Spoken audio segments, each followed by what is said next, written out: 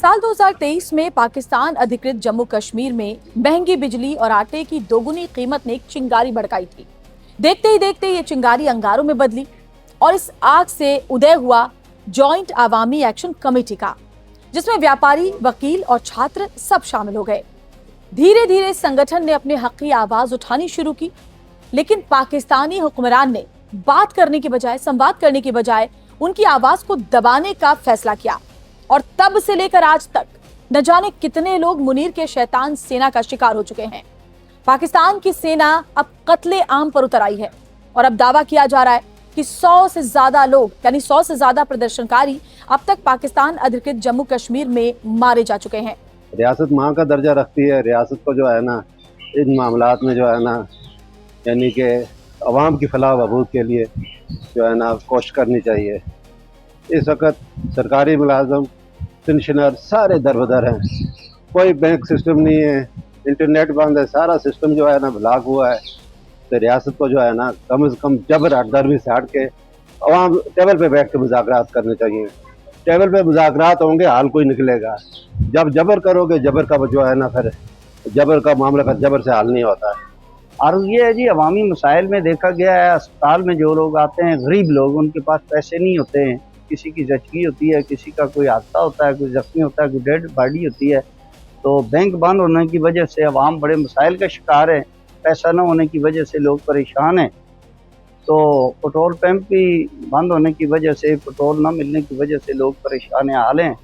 तो अवाम के मसाइल बड़ी पब्लिक ट्रांसपोर्ट चलने से हल हो सकते हैं, बैंक खुलने से हल हो सकते हैं, और पेट्रोल पंप जो हैं ये रेगुलर खुलने से अवाम के मसाइल हल हो सकते हैं। जब तक आम आदमी के मसाइल हल नहीं होते तो इसका फ़ायदा कोई नहीं। इस वक्त अवाम परेशान हाल है, दुकानें बंद हैं, कारोबार इसलिए बंद है कि तमाम कारोबार इस वक्त पूरे दुनिया में नेट के ऊपर कारोबार है। अगर नेट सिस्टम नहीं होगा तो कारोबार नहीं होगा। लोग अपने पैसे निकालने के लिए परेशान हैं। अपने पैसे निकालने के लिए बैंकों में जाते हो तो नेट नहीं है, अगर कोई ऑर्डर करते हो तो नेट नहीं है, किसी जगह पे कोई माल मंगवाना है तो नेट नहीं है, पैसे ऑनलाइन करने हैं तो नेट नहीं है। दूसरी बात यह है कि इस वक्त तालीमी साल जो ज़ाया हो रहे हैं, अवाम परेशान है। ये इस वक्त ख़वातीन भी यहाँ पे देख रहे हैं, आप इनको भी ज़रा दिखाएं, ये भी देख लें, ये भी सब परेशान हाल है। लोग देख रहे हैं कि क्या करें। हुकूमत से हम अपील करते हैं कि खुदा ये इसकी तरफ देखें। बाज़ारों को खुलाने में, वो खुलाने के लिए तो आते हैं, लेकिन ये नहीं सोचते कि बाज़ार खोल के दुकानदार करेंगे क्या। भारत के मुद्दों पर बेवजह की सियासत करने वाला, बात बात पर मानवाधिकार का हवाला देने वाला पाकिस्तान आज फिर निर्दोषों को गोलियों से भून रहा है और दुनिया ये खुली आंखों से देख रही है। पीओजेके में जो हो रहा है वो बड़ा अफसोसनाक है, और जिस तरीके से निर्दोष लोगों की जानें जा रही हैं, मानवाधिकारों का हनन हो रहा है, मैं तो हैरान हूं कि देश और दुनिया में दुहाई देने वाले मानवाधिकारों के ठेकेदार आज खामोश क्यों हैं। लेकिन एक बात का हमें इस बात का मलाल है कि जब 1947 में पाकिस्तान बनते ही उसकी बंदूक से पहली गोली मेरे हिंदू और सिखों की छाती पर चली थी, तब इन लोगों को समझ नहीं आई थी। हमने इनको समझाने की कोशिश की। हमने कहा पाकिस्तान पे भरोसा न करिए, ये देश भरोसे लायक नहीं है। लेकिन तब उन्होंने हमारा साथ नहीं दिया, पाकिस्तान का साथ दिया। आज वही पाकिस्तान रंग दिखा रहा है और उनको ये महसूस हो रहा है, एहसास हो रहा है कि यहाँ से जाने वाले हिंदू सिख सच बोल कर गए थे, ठीक बता कर गए थे कि पाकिस्तान भरोसे लायक नहीं है। बुरी हालत हो गई लोगों की, बड़े बुरे हाल में लोग हैं, और मैं समझता हूं कि उनके मानव अधिकारों का तो आप ध्यान करें, लेकिन साथ ही साथ मेरे जो लोग पीओजेके से आए हैं, आज 80 से भी अधिक वर्ष हो गए हैं, उनके सारे अधिकार आपने दबाए हुए हैं। उनकी जो सीटें हैं असेंबली के अंदर 24, उसको आप क्यों नहीं खोलते? आप उनके पुनर्वास की बात क्यों नहीं करते? आप उनको और जो चीजें देनी चाहिए एक विस्थापित को क्यों नहीं करते?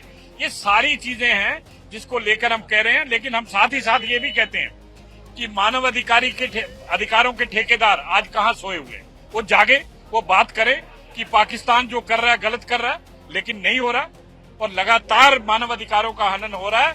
मैं समझता हूं कि रुकना चाहिए, वहां भी रुकना चाहिए, और हमारे मानव अधिकारों का हनन जो यहाँ हुआ है बीते 8 दशक से, वो भी रुकना चाहिए। इस्लामाबाद से लेकर लंदन तक इस कत्लेआम की गूंज सुनाई दे रही है, लेकिन अब लगता है कि शहबाज मुनीर की जो अति है उसका भी अंत आ गया है, क्योंकि पाकिस्तान के चारों प्रांत में भयंकर उथल पुथल की तस्वीरें लगातार सामने आ रही है।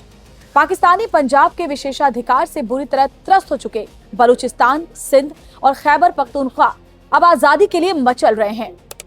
और इस भारी असंतोष के पीछे की अगर वजह की बात करें तो बिजली के बढ़ते दाम, कमर तोड़ महंगाई, स्थानीय अधिकारों की लगातार अनदेखी और विधानसभा में शरणार्थियों के लिए आरक्षित 12 सीटों का विवाद मुख्य वजह रहा। आंदोलन से जुड़े नेताओं ने पाकिस्तान अधिकृत जम्मू कश्मीर की चुनावी प्रक्रिया पर सवाल उठाए थे। उनका आरोप था कि लोकतांत्रिक संस्थाओं को लगातार कमजोर किया जा रहा है और लोगों की राय को, उनके हक को दबाने की कोशिश हो रही है।